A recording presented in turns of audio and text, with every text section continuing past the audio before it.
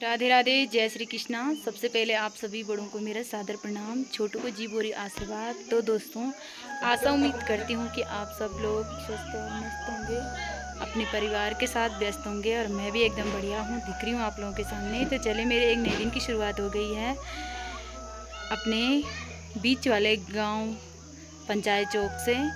तो पंचायत चौक तो बगल में है हमारा मंदिर, माँ का आजकल नवरात्रि का कार्यक्रम चल रहा है माँ देवी के पास। तो आज हमारे पंचायत चौक में यहाँ पे कोई और बाहर की टीम आने वाली है, संकुल से कोई लोग, तो वो हमें जानकारी देंगे, तो आपको भी दिखाएंगे। वीडियो ब्लॉग में बने रहें, फिर मिलते हैं आगे। अजामिल की कथा सुनाते हैं, राजा अम्बरीश की कथा सुनाते हैं, गोकर्ण की कथा सुनाते हैं। तो पूरे 7 दिन तक भागवत चलती है, कृष्ण की बाल लीला का वर्णन करते हैं। लेकिन कहीं ऐसा नहीं है कि छुआछूत की बात भागवत में नहीं। स्वयं व्यास जी की माँ मछुआरन थी, मछुआरा जाति की थी, जो मछुआरे आज अनुसूचित जाति में। व्यास जी के पिताजी पराशर ऋषि थे। यहाँ पर ब्राह्मण लोग बैठे, उनको पता हो। व्यास जी के जो पिताजी थे वो थे ऋषि पराशर, और व्यास जी की जो माँ थी उनका नाम था मत्स्यगंधा सत्यवती, जो भीष्म की भी माँ, भीष्म की सौतेली माँ। पूरा मलमूत्र उठाते हैं, गंदगी उठाते हैं। उनके जो आराध्य हैं उसी जाति के वाल्मीकि, जिन्होंने रामायण लिखी, उन्हीं के आश्रम में सीता जी रही। दूसरा कि हमारे यहाँ क्या है कि हम जो है क्या करते हैं, पत्थर को भी पूजते हैं। ये बहुत बड़ी बात है। अब वो जो पत्थर को पूजते हैं, पत्थर की जो मूर्तियां बनाई, बद्रीनाथ जी का मंदिर देखो कैसा बना है, केदारनाथ जी का मंदिर, तब तो वहाँ जेसीबी भी नहीं जाता था, बिल्डोजर भी नहीं थे, मशीनें भी नहीं थी पत्थर को काटने वाली। और हजारों साल पहले वो मंदिर बना, कहाँ से वो पत्थर लाए, कैसी वहाँ बर्फ रहती थी। तब तो बहुत ज्यादा वहाँ जो है 15-15, 20-20 फुट बर्फ पड़ जाती थी, पूरा मंदिर बर्फ में समा जाता था।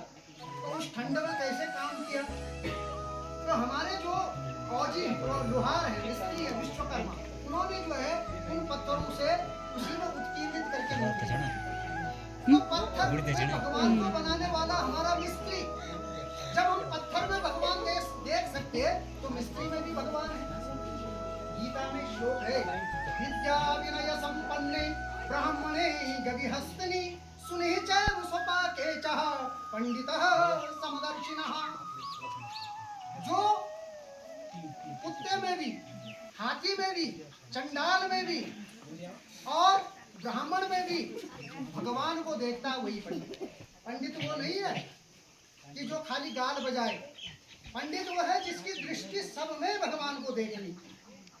तो जब वो लोहार हमारा, वो मिस्त्री हमारा, पूरी जो संस्कृति, तुम्हारा गाँव ठडियाया, कनई ठडियाया, यखा का छाजा, तिवारी, डिलियाली, उरख्याली, जिंजियाली, तुम्हारा बाण, लाट, नसड़ू, हाल, तुम्हारा पगार जो कोणों पर लगे बड़ा बड़ा पगार, तुम्हारा सिलबट्टा, तुम्हारा परियाड़ा, ये सब बनौन वाव हमारे मिस्त्री। तुम्हारी कोठार, जो तुम्हारा नाजा की कोठार रही बरी रही, कैमा योगदान हमारा मिस्त्री। तो मिस्त्री हमारा क्या भगवान।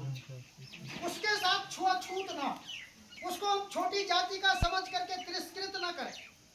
और इसलिए संघ ने कहा, पूरा हिंदू सर्वे हिंदू सोदरहा न हिंदू पतितो भवे। कोई भी हिंदू पतित नहीं है, छोटी जाति का नहीं है, उससे घृणा मत कीजिए, उसमें भी ईश्वर पूजिए। हमारे वेदों में ऋग्वेद, बहुत बड़ा समय लिया हमने। इसके बाद आप तभी जाएंगे जब यहाँ से विकीर होगा। जो आपने मुझे भैया लाइन पे बैठो यार, दिया, यहाँ बैठो ना, यहाँ बैठने में क्या दिक्कत है। सबसे पहले अपनी ओर से और इस नागराजा की धरती से जो 3 किलोमीटर दूर है उसकी ओर से, और प्रतापनगर विधानसभा की ओर से राज्य स्वयं के रूप में और मुख्य वक्ता के रूप में आप पहली बार, प्रथम बार आगमन पर मेरे से मुख्य मंडल में आपका मेरी ओर से और तमाम पूरे मंडल की ओर से बहुत बहुत धन्यवाद। और आप बधाई के पात्र हैं, जो आपने हमें ये ऐसी शिक्षा, आपके मुखार बिंदु से हमने आपकी वाणी सुनी और समझी। आपका बहुत बहुत धन्यवाद। और आपके साथ आए हैं तो दोस्तों आज सुबह से मैं स्कूल गई थी, तो मेरी तैयारी हो चुकी है अभी स्कूल से आके खेत में जाने की। तो तब तक इतनी तेज़ बारिश आ गई, क्या ही बताऊं। ये हो गए मेरे बेहाल बारिश में आते आते। काम तो क्या करना अब। और ये असूस का महीना इस तरह का है कि धूप भी लगे तो सहना पड़ता है और बारिश भी लगे तो रहना पड़ता है।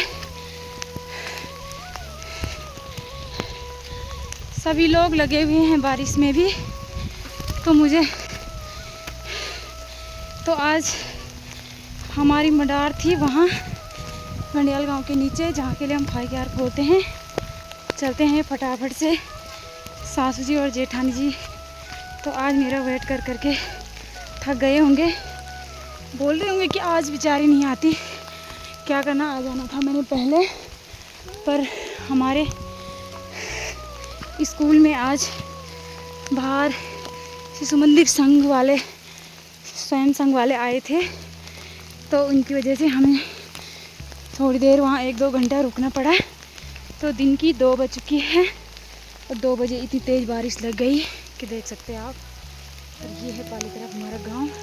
किसी किसी का तो अभी धान भी काटने को है।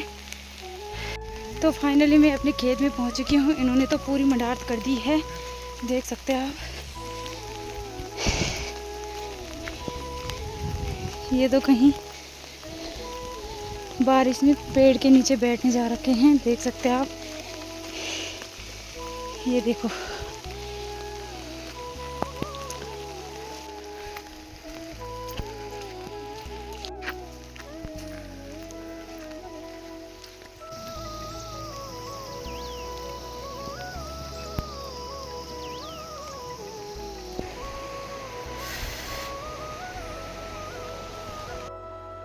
तो दोस्तों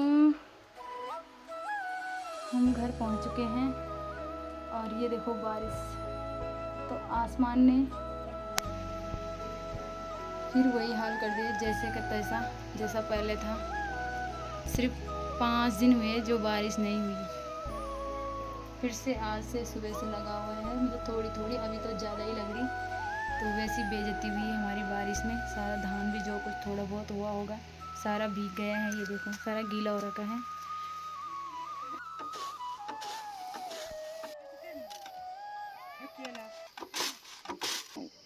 घर के थोड़ी ऊपर हमारे खेत हैं, जो कि जहाँ हमने हाटी की बुआई कर रखी है। तो 3-4 खेत हैं, तो हम एक एक करके दिन में तो दूर दूर की मंडाई करते हैं और शाम के टाइम यहाँ एक एक खेतों की मंडाई करते हैं। तो कल भी हमने एक ऊपर वाले खेत की और अभी के टाइम पे हमने ये वाला खेत है जो छोटा सा ही है।